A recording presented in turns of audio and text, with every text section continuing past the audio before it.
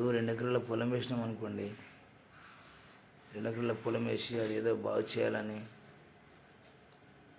అది బాగు చేసి అప్పు తీర్చుకోవాలి, మనం మంచిగా కావాలని మనం ఎన్నో ప్రయత్నాలు చేసి చేసి చేసి దాన్ని బాగు చేసుకొని ఎంతో కష్టపడి మన దగ్గర నాగలు లేకున్నా ట్రాక్టర్ లేకున్నా ఎంతో కష్టపడి దాన్ని దున్ని చేసి వానకాలు మొక్కి వీనకాలు మొక్కి అలా ముందుకెళ్ళి కష్టపడి వీనకాలు మొక్కి వానకాలు మొక్కి వీని దగ్గరకు 5,000 వంద దగ్గర 10,000 అలా తీసుకుని మన దగ్గర లేకున్నా ముందుకెళ్ళి సాగదీసి దాన్ని సరి చేసి ఎలాగోలాగా నాటేసి దాన్ని బంగారులాగా కంటి రెప్పలా చూసుకొని ఎంతో కష్టపడి చేసి నాటేసి చేసేలోపు బాధలు ఏం లేదు ఒక్కోసారి రైతుల కష్టాలని ఎవరికి అర్థం కావు, కానీ చాలా బాధలు ఉంటాయి. అలా ముందుకెళ్తే మళ్ళీ ఏదో రోగం అని అదని ఇదని పొలంకు మంచిగా కొంచెం కొద్దిగా పెద్దగా కాగానే గంట పెద్దగా కాగానే ఆ రోగం అని ఈ రోగం అని ఏదో ఒకటి పడుతూనే ఉంటుంది పొలం. మళ్ళీ మన దగ్గర ఉన్నాయా లేకున్నా అట్లా ఇట్లా సగపెట్టి ఏదైనా వస్తువైనా కుదపెట్టి దానికి మందు కొట్టాలి. మందు కొట్టినాక మళ్ళీ కొంచెం మంచిగా అవుతుంది.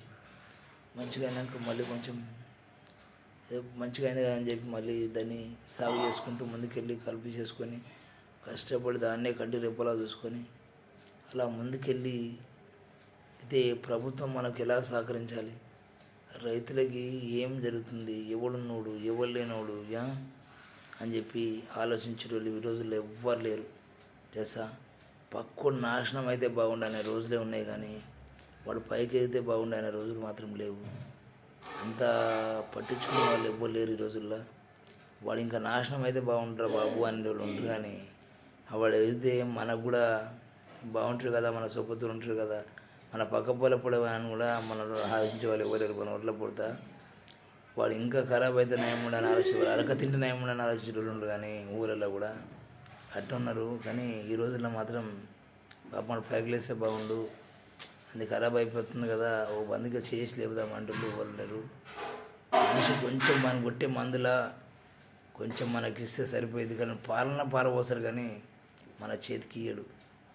ఎందుకని వాడు ఖాళీగా గుమ్మరి నీళ్ళు గుమ్మరిస్తే కానీ మన చేతికి ఇయ్యడు తెలుసా. మా ఊళ్ళలో కూడా అట్లా ఉంటుంది.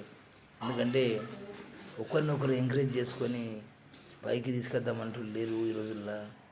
కాకపోతే ఇంకా వాడిని తొక్కేద్దామనే రోజులలో ఉండరు, కానీ అలాగే గవర్నమెంట్ అట్నే కలిపోయింది తెలుసా. ఈ గవర్నమెంట్ అట్నే కలిపోయింది ఏంటంటే మనిషిని ఎవడు బీదవాడు ఉండు, ఎవడు ఏది ఉండు, ఎవడు వచ్చినోనికి వచ్చిన ఇండ్లు, ఉన్నోళ్ళకి వచ్చిన ఇండ్లు కూడా ఇట్లకి వాడు చూస్తే ఇళ్ళకి వెళ్తే అది ఇళ్ళకి వెళ్తే మనిషి లేనికి చాలా బాధలు ఉంటాయి నేను చెప్తున్నా కదా.